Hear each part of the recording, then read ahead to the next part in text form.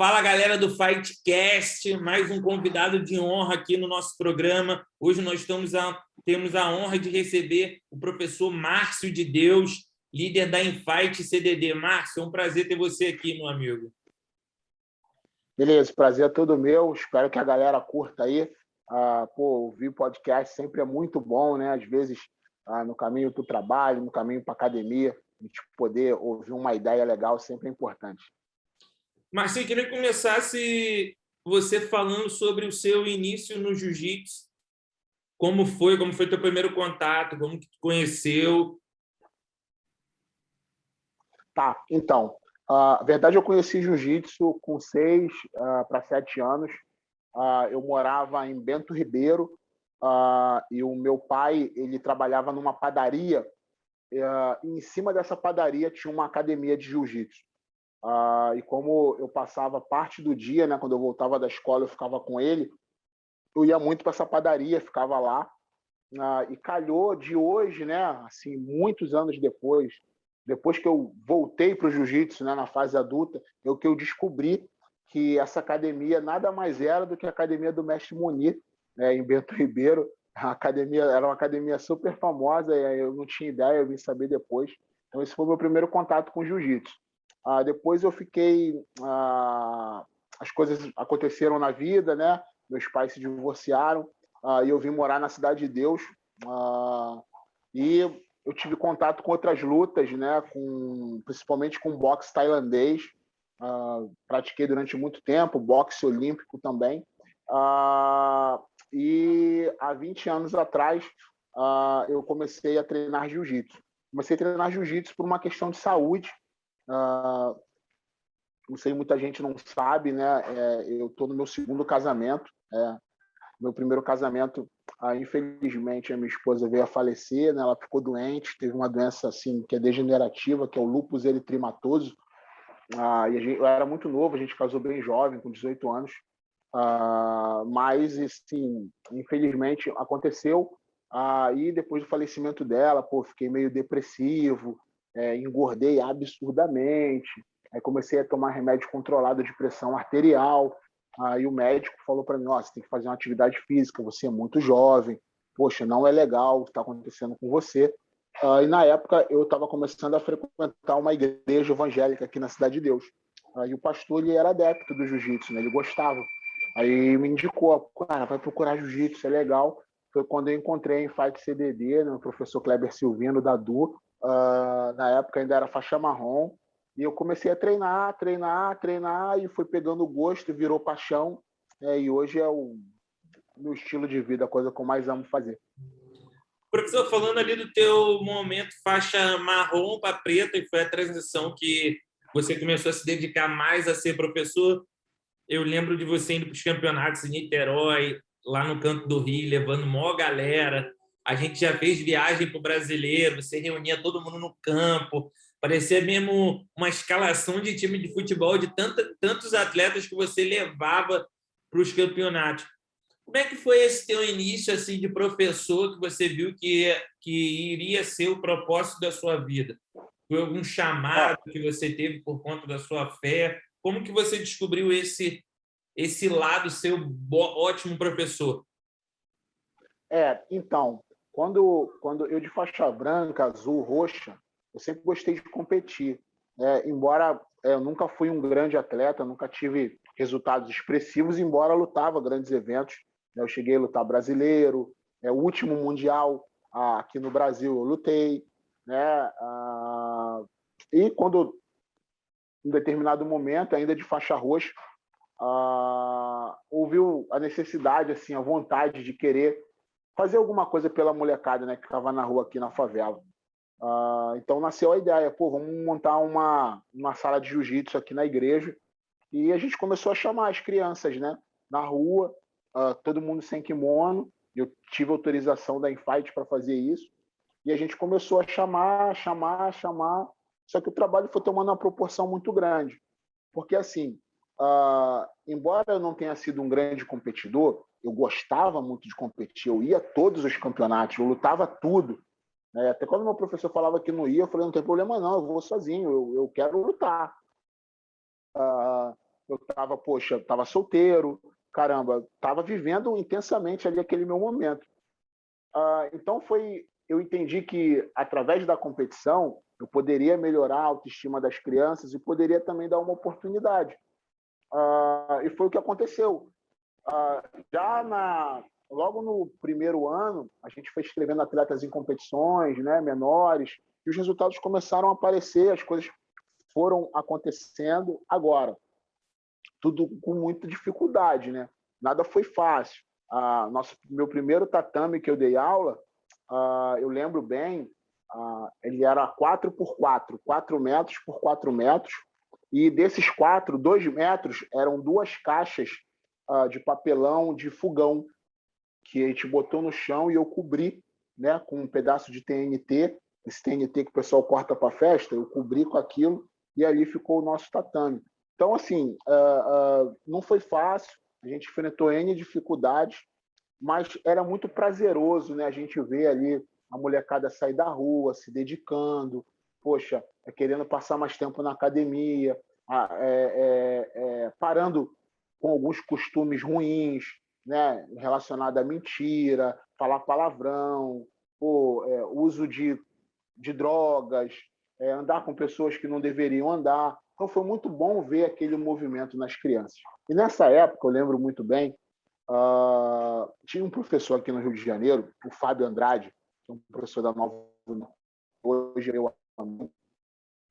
O Fábio, ele estava despontando com a galera fachada dele, que era o elenco fabuloso, que tinha ali o Márcio André, a Iris Batista, o Cauê Damasceno, o Isaac Baiense, né? E era uma galera que estava ganhando tudo, Mundial, World Pro, na faixa azul. E assim, eu vi a galera viajando, né? E tal, e um determinado campeonato eu vi o Fábio. Eu falei, pô, professor, tudo bem, quero falar com você, pô, te admiro, sou teu fã e tal. E ali a gente criou uma afinidade, eu comecei a aprender muitas coisas com o Fábio. E eu falei, caramba, eu quero fazer algo parecido. Eu quero também fazer com que os meus alunos viajem para fora do país. Eu quero que os meus alunos experimentem uma oportunidade financeira diferente para mudar a cabeça. Então, esse meu lado, né, que eu posso dizer assim, de formar atletas, isso foi assim muita inspiração em cima do Fábio. Ele sabe disso, né? Para mim, é minha maior referência como professor, mesmo não sendo da minha equipe. A gente troca muita ideia, né? Ontem mesmo a gente estava se falando, e porque eu acho que é uma oportunidade, né? Uma oportunidade para a molecada viver um pouco diferente. Irado. E, Marcinho, falando desse Favela Jiu-Jitsu, né, que se criou assim dentro das comunidades, ser o Favela Jiu-Jitsu. Queria que você explicasse como que é o Favela Jiu-Jitsu, por que Favela Jiu-Jitsu, que a garotada, a molecada sempre usa agora, de um tempo para cá. Eu queria que você explicasse isso. Então, eu acho que tem dois lados, né? Eu acho que tem o lado protesto social, porque, né, eu moro ainda na Cidade de Deus. É lógico, algumas coisas melhoraram, né? Graças a Deus tem que melhorar, né? Você tem que ter objetivos. Mas eu moro aqui na comunidade ainda. E a verdade né? Eu não quero falar de política, mas a gente sabe que as comunidades elas são meio que jogadas de lado no contexto geral, né? A comunidade serve para gerar trabalhadores, para enriquecer pessoas. Mas, então, através do jiu-jitsu, a gente conseguiu mostrar que era possível a gente chegar lá, a gente chegar no topo, a gente conseguir ganhar dinheiro, a gente conseguir viver com dignidade. Então, é muito complicado você pegar. Eu tenho alguns alunos hoje que fazem faculdade, né? Graças a Deus, fazem faculdade pública, inclusive. Mas é muito complicado você pegar um aluno aqui da Cidade de Deus, de um colégio aqui, e botar ele para fazer uma prova, para competir com alguém que, poxa, tem uma situação melhor, que fez um curso preparatório. Então, é difícil, né, a gente equiparar isso. Só que com o jiu-jitsu, a gente pode chegar lá.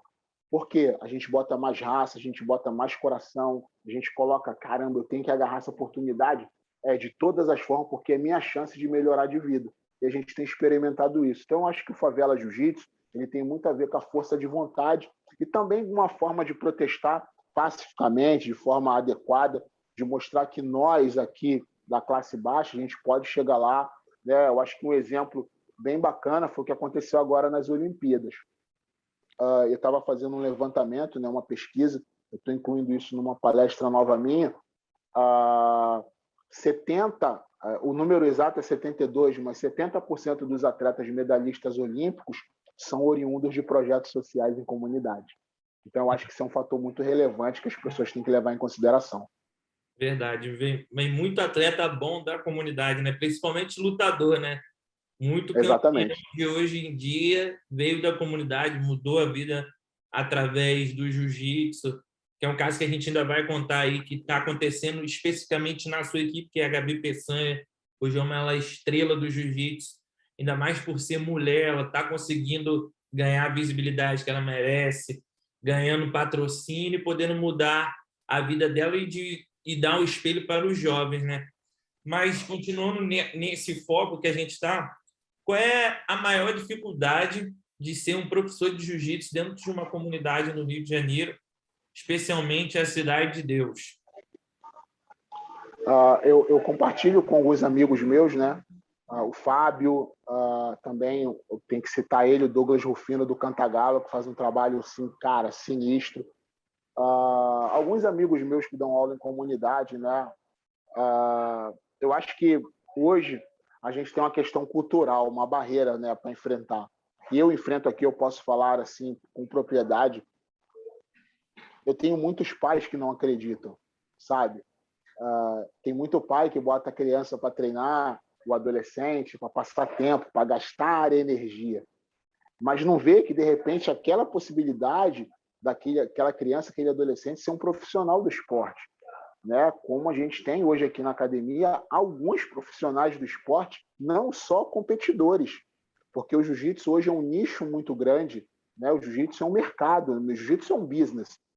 E eu tenho faixas pretas que foram formados pela gente, que hoje são professores, têm suas próprias academias, vivem de jiu-jitsu, alguns são árbitros. Eu tenho videomakers, pessoas que se formaram aqui na nossa academia. Tenho gente que trabalha com consultoria de vistos e passaportes.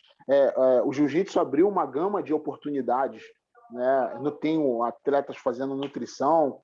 Então, caramba, eu acho que a falta de conhecimento, né? Uma espécie de ignorância, essa parte cultural é uma dificuldade muito grande. Fazer o pai e a mãe entender que não é só um passatempo, não, pode ser sim uma oportunidade profissional, talvez internacional. Então, a falta de apoio dos pais, e eu entendo isso. Por que eu falo culturalmente? Porque muitos pais não tiveram essa informação quando eram jovens, não tiveram esse apoio. É um ciclo, sabe? Um ciclo. Eles não tiveram isso, eles não aprenderam isso. Talvez até uma grande oportunidade que é o que o jiu-jitsu pode dar para o filho, né? Exatamente, exatamente. Então, eu converso muito com os pais aqui, né? Além do grupo de WhatsApp, a gente consegue fazer algumas reuniões presenciais, chamar o pessoal, até porque a gente tem a questão do assistencialismo na nossa academia, né? A parte social que cuida de cesta básica, psicólogo, curso de inglês, uma série de coisas que a gente tem junto com a academia de jiu-jitsu. Então, a gente consegue ter muito relacionamento com os pais. Eu não abro mão de ter, porque é importante, investe no seu filho, vai dar certo. Poxa, bota apoia, incentiva. Isso tem sido bem legal. Mas também acho que a maior dificuldade é essa. É lógico que a falta de patrocínio, a falta de incentivo das partes governamentais, isso é uma realidade, né? A gente tem aí, a gente teve aqui Jogos Pan-Americanos, Copa do Mundo e Jogos Olímpicos. Os 3 maiores eventos esportivos do mundo aconteceram aqui na cidade do Rio de Janeiro. E não mudou muita coisa, né? Exatamente. Então, a gente tem essas dificuldades que são bem grandes, né? Mas eu acho que essa questão do apoio familiar é fundamental. Irado. Marcinho, como é que foi a primeira viagem sua e da sua equipe para os Estados Unidos? Assim, foi a chave que virou para vocês quando vocês fizeram a primeira viagem. O que mudou? O que você passou para a galera? Como é que foi assim? Foi sim, em 2016, né, foi minha primeira viagem internacional. Na verdade, minha primeira viagem internacional foi em 2013. Eu fui para o Peru dar um seminário. Foi bem legal, né? Poxa, ter saído do país. Agora, para uma competição, foi 2016, foi para o Pan Kids, que eu vou falar aqui como árbitro agora, é o evento que eu mais gosto de arbitrar, né? Eu já arbitrei 5 Pan Kids, é incrível, fiquei triste de não ter ido esse ano. Foi para o Pan Kids, eu levei 3 alunos, e foi uma experiência assim, sensacional. Primeiro porque a gente via o Alter Pirâmide, né? Aquela coisa distante, né? Poxa, e ali entrar com os meus alunos, subir aquela escada, entrar na pirâmide, né? Eu lembro muito bem de uma cena, o Lucas Dias, que hoje é um faixa roxa, o Lucas entrou, botou a mão na cintura assim, e ficou olhando, caramba! Eu falei, filho, você está aqui, a gente conseguiu, né? E eu arbitrei também esse evento, então foi assim uma experiência profissional, uma realização de um sonho. E isso realmente virou uma chave no time, porque tanto que no outro logo depois teve o Mundial, né? E a gente foi para o Mundial com 2 atletas, com 3 atletas, na verdade.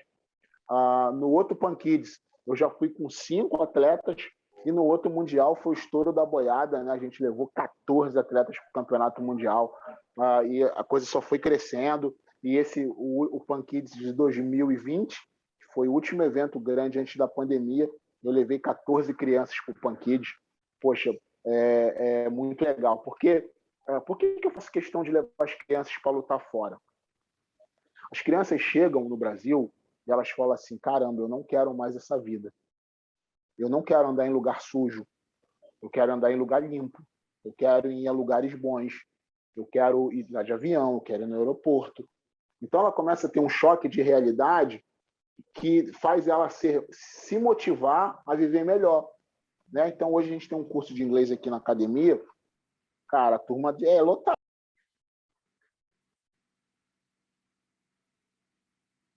Seu som parou, professor. Seu som. Agora voltou. Tu continua falando aí porque tinha cortado o seu som e não deu para pegar. Então, mudar essa mentalidade das crianças é muito legal, né? Fazer as crianças entenderem que elas podem viver melhor, né? Então, poxa, vir dos Estados Unidos, ver o rostinho delas ali, com essa experiência é muito legal. E agora tua equipe também cresceu bastante, né? O time Márcio de Deus, né? Hoje você tem academia lá fora, que é com o Vitor, com a Larissa, né? Que eram dois alunos seus, que saiu de uma comunidade e hoje vive o sonho americano, né? Que é a meta de quase todo mundo do jiu-jitsu, né? Poucas pessoas não têm essa vontade de morar lá nos Estados Unidos por ser o maior polo do jiu-jitsu hoje é lá onde estão os maiores campeonatos, as maiores estrelas do esporte. Então, como é que você se sente vendo de onde você começou, de todos os corres que você fazia aqui para ir para o campeonato brasileiro, e hoje você vê atletas que começaram com você, né? Porque o Vitor é um exemplo muito próximo a você, que ele começou com você quando não tinha nada, quando o tatame era pequenininho, quando foi para a escola, e até os dias de hoje, né? Como é que é isso assim para você, Márcio? É uma realização de um sonho? Com certeza, né? É um sonho realizado, e porque a gente projetou isso. A gente queria que isso acontecesse, sabe? Não nasceu do nada. Eu sei que algumas coisas na nossa vida, elas são oportunidades que aparecem. Porém, nós planejamos isso. Na verdade, essa história ela se deu, né? Porque eu tive uma amizade com pessoas nos Estados Unidos e recebi ali uma proposta para poder estar trabalhando nos Estados Unidos, numa academia. Eu tinha muitas coisas aqui para fazer. Eu falei a essa pessoa, eu não posso vir, mas eu tenho o meu melhor. Eu vou te mandar o meu melhor. Deixa ele aí 2 meses, faz uma experiência. Se você gostar, deixa ele aí. E assim a gente fez. Eu mandei o Vitor, e o Vitor deu um show, né, de trabalho, de profissionalismo, revolucionou a academia lá, fez coisas incríveis, e foi contratado e foi morar lá com a Larissa, né, voltou só para casar e voltaram. E terminou que o tempo foi passando e a gente nunca negou a nossa vontade. E hoje, graças a Deus, o Vitor conseguiu alugar um espaço próprio. Ele tem a própria academia, que é a TMD House Califórnia, que está funcionando, está com alunos. Final de semana, 2 alunos nossos lá lutaram, um foi campeão, uma coisa assim. O Vitor ficou muito feliz, foi o primeiro campeão dele, né? Mas é um faixa branca. Cara, mas é o primeiro campeão, né, de um trabalho que foi sonhado, foi gerado com muito carinho. Por quê? Porque a gente precisava de uma base nos Estados Unidos, porque são os principais eventos. Muita gente não tem uma frase que é bem interessante, né? Muito legal, né? O pessoal fala assim: quem vê pode, não vê corre. E a gente dormia no tatame nos Estados Unidos. A gente dormia assim, tipo 10 pessoas, 15 pessoas, no tatame numa academia, que não tinha banheiro, tomava banho de caneca. Isso aconteceu 1, 2, 3 vezes. Não foi fácil. A gente nunca ficou em hotel nos Estados Unidos. A gente ia para uma loja chamada Dollar Tree, que as coisas são todas $1, e a gente comprava cup noodles, tá certo? Aí esquentava na cafeteira a água e aquilo era a nossa comida o dia todo. Montava campeonato, desmontava o campeonato, fazia um dinheiro a mais, né, porque o dinheiro da passagem estava certinho. Então a gente planejou muito isso. Então hoje as crianças experimentaram isso agora da última vez. A gente tem a casa do Vitor, né, que é uma casa com um quarto a mais, foi alugada propositalmente para isso. A gente está mobiliando agora, né, chegou já beliches lá, então o pessoal já tem onde ficar, já tem onde tomar banho, né? Quando a gente vai, a gente já aluga uma van. Então, graças a Deus, as coisas estão andando para mim. Em outro nível agora. Exatamente, exatamente. Então, assim, pô, é muito bom, é muito gratificante ver todo esse sacrifício virando coisas materiais, né? Pô, conseguimos. Então, pô, o Vitor está de parabéns, sinto muita falta, né? Ele e a Larissa eram meus braços direitos aqui, mas é aquilo, a gente tem que entregar o nosso melhor. É verdade. E, Márcio, agora falando mais sobre a competição, sobre o seu time, assim, hoje o TMD assim está mais conhecido, eu digo, pelas questões dos resultados, né? O seu time feminino hoje está muito bom, cresceu bastante. Não que o masculino não seja bom, mas o feminino é o que está roubando mais a atenção, assim, né? Os olhares na competição, visto a Gabi, tem as meninas da faixa roxa que estão lutando muito bem. Queria que você falasse um pouco delas, desse seu trabalho do jiu-jitsu feminino e especialmente a Gabi também. Então, a gente tem a Gabi como referência, né? E eu sei que ela influencia as outras meninas, mas a verdade é que porque as pessoas não fazem as contas, né, de tempo de faixa. Na verdade, a gente sempre teve um time feminino muito grande, né, com quantidade. Poxa, a gente, sei lá, hoje treinando, eu tenho mais de 30 meninas na academia, né, entre as faixas coloridas, né? Então é expressivo, não é algo muito comum nas academias, né? Não é tão comum. E a Gabi impulsiona isso. Agora tem um outro lado que eu acho que é muito interessante, que tem a ver com a liderança, sabe, Vitor?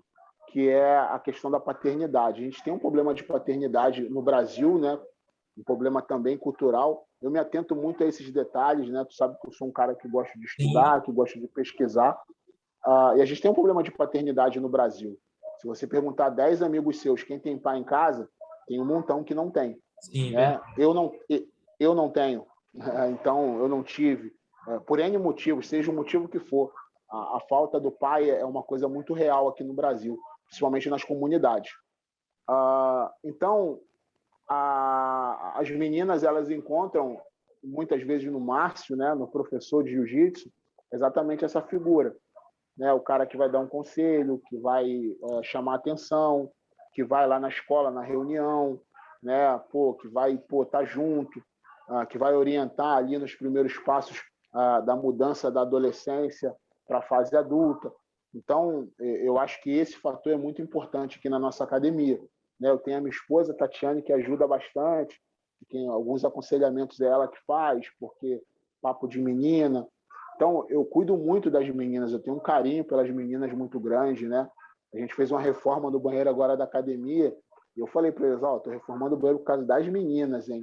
Aí botei espelho na parede, né? Fiz todo um negócio lá, por causa delas, né? Eu quero que elas se sintam bem. E graças a Deus, né, os resultados têm aparecido. A gente tem na categoria juvenil a Maria Cláudia, que foi campeã mundial no juvenil, a Amanda Defante foi campeã mundial no juvenil, a Jéssica Soares foi campeã mundial no juvenil, e agora de faixa roxa elas têm ganhado, né, bastante eventos, bastante opens, eventos nacionais, né, internacionais que têm sido realizados aqui. E a gente está com uma perspectiva muito boa, né, para o final do ano, para os grandes eventos. A gente está trabalhando muito para os grandes eventos do final do ano. E eu tenho outras meninas chegando. E é bem legal, porque eu tenho meninas do 13 e do 14 que estão trilhando um caminho bem bonito. Né? Estão ganhando os eventos regionais, os nacionais, e elas se inspiram nas outras. Então, eu acho que o time feminino está realmente de parabéns.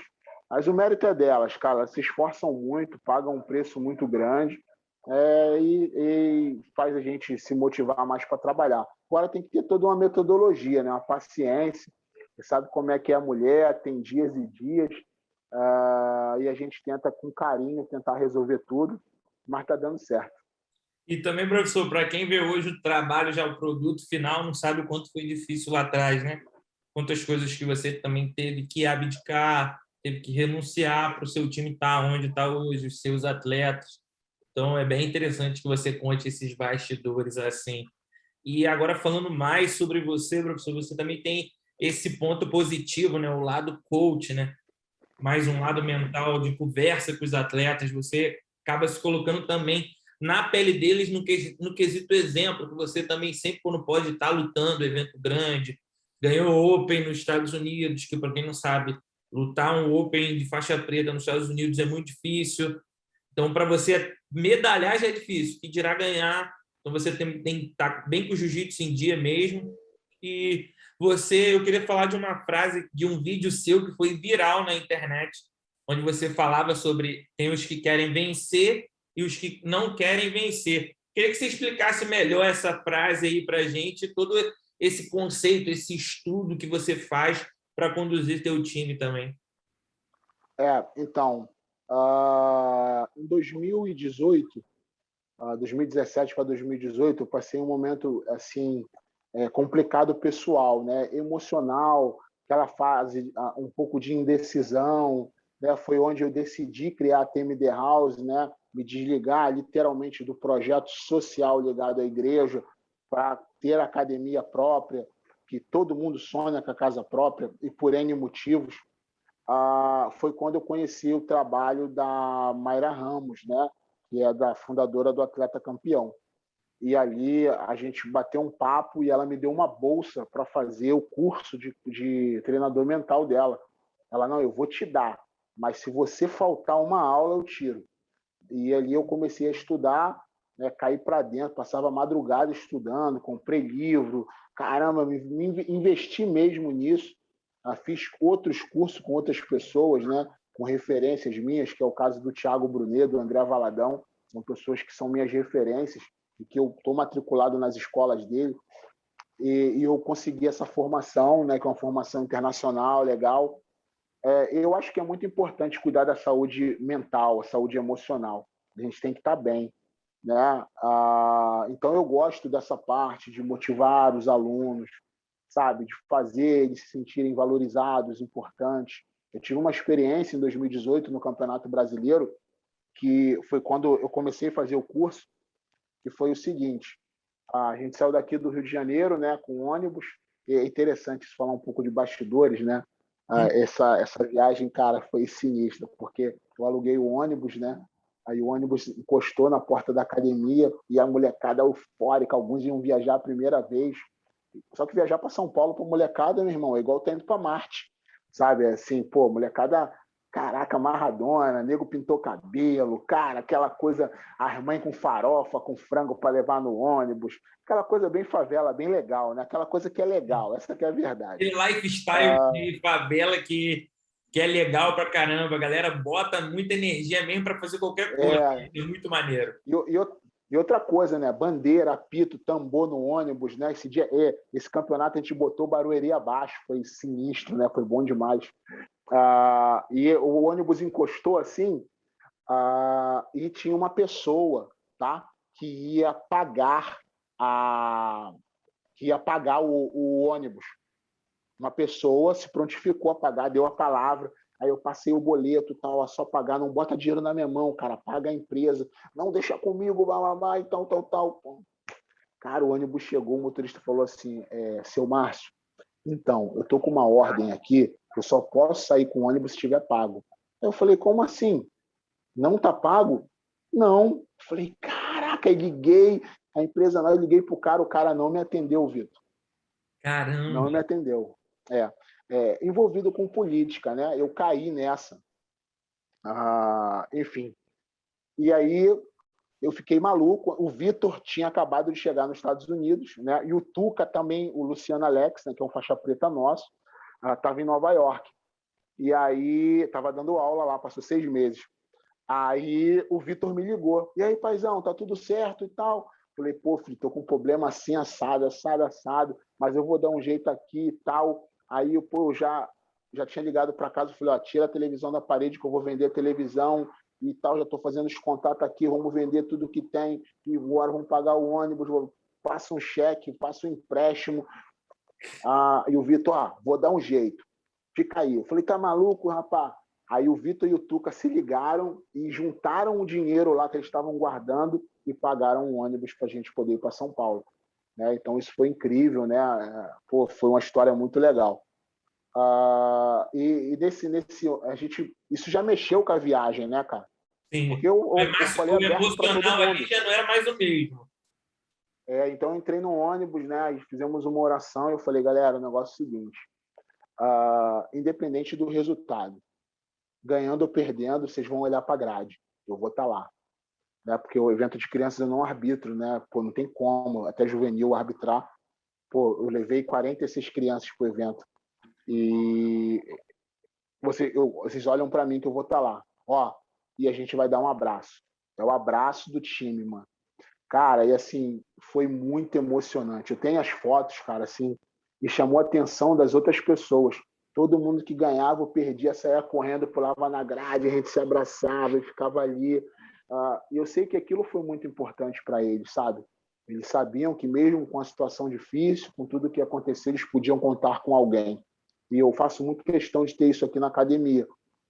Eu sei que eu tenho os meus defeitos, às vezes eu não posso suprir as necessidades que eles têm, mas eles têm alguma coisa em mim, né? Eles têm aonde se apoiar. Às vezes não tem um apoio em casa, mas tem um apoio do professor, dos amigos da academia.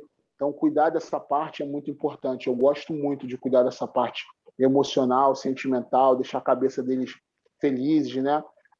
Quando eu falo que não existe derrotados, porque todo mundo tem a mesma oportunidade, né? Eu cresci aqui na Cidade de Deus e muitos amigos meus hoje estão mortos, né? Outros estão com 5, 6 filhos, cada um de uma esposa. Ou seja, nós tivemos a mesma oportunidade. Então, assim, é igual para todo mundo. Só que nós escolhemos o nosso destino. A gente escolhe para onde vai, sabe? Eu tenho um aluno agora que está aqui com a gente, né? É meu aluno já há muitos anos, mas num período ele se envolveu com o que não devia. E chegou uma notícia aqui para mim, ó, caramba, tem fulano de tal, teve um tiroteio aqui na comunidade, chegou a notícia assim, Márcio, vai lá na rua de fulano, tem fulano com a roupa tal, com a característica tal, a gente acha que é ele. Cara, eu comecei a chorar, saí de casa correndo, cheguei lá, não era. E quando eu tô voltando para academia, eu encontrei com ele. Cara, eu agarrei no gogó dele assim, comecei a chorar, ele não entendendo nada do que estava acontecendo. Eu falei, bicho, tu não vai fazer eu passar por isso nunca mais. A partir de hoje, mano, tu vai ficar só na academia, tu vai só treinar, eu vou te ajudar. E ele começou a chorar, eu chorei, a gente se abraçou na rua. E hoje é um dos caras que mais, um dos moleques que mais me ajuda na academia, né? Treina, compete. Então, assim, não é que eu tenho medo, mas eu sei que é muito difícil na comunidade. A probabilidade de acontecer uma coisa ruim com eles é muito grande. E eu não suportaria ter acontecido alguma coisa e eu não ter feito nada. Então, cuidar deles, para mim, é uma missão. Eu acredito, sim, que é um chamado de Deus na minha vida, que o jiu-jitsu é uma ferramenta. Eu não sou um pastor convencional, não estou lá no púlpito, no altar pregando. A minha igreja é no tatame, mas é uma forma de eu ajudar a molecada e, graças a Deus, tem dado frutos, né? Porque, cara, já vai para 20 anos dando aula. Então, poxa, tem alguma coisa aí dando certo. É verdade. E, Márcio, quase 1 hora de resenha, estamos chegando ao fim. Para finalizar, eu queria que você falasse qual é o maior sonho que você tem para o futuro, para a sua vida. Então, eu tenho ainda alguns objetivos, né? Eu não arbitrei todos os grandes eventos do mundo ainda. Falta um. E eu estou muito focado em realizar esse ano. Eu falava isso com a minha esposa hoje pela manhã. Esse ano não vai passar, eu vou dar um jeito. E eu sei que quando eu trabalho, eu faço a minha parte, Deus faz a dele. E esse ano eu vou com tudo para realizar esse sonho, né? Aí eu vou ter completado o ciclo, né? Ter arbitrado todos os grandes eventos do mundo. É um privilégio para pouquíssimos homens dentro do jiu-jitsu. E eu quero muito isso. Sim, eu quero passar algumas temporadas nos Estados Unidos, até para poder ajudar o Vitor, né? Para dar um pouco mais de sustento, embora o Vitor me liga todo dia, toda hora, me pergunta toda hora o que eu faço, como é que eu faço isso e aquilo. Mas eu quero passar algumas temporadas nos Estados Unidos. Eu quero muito ampliar essa questão, essa minha área de palestra, de escrever. Quero escrever novos livretos, novos editoriais, né? Colunas. Eu acho que isso é muito legal, eu me encaixo nisso, eu gosto de fazer. E eu sei que algumas pessoas são tocadas, né?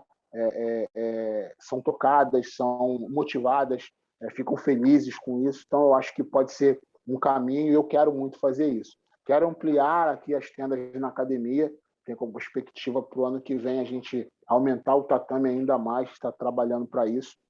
E é isso, sonhos não faltam. Quando a gente realiza um, tem que nascer outro.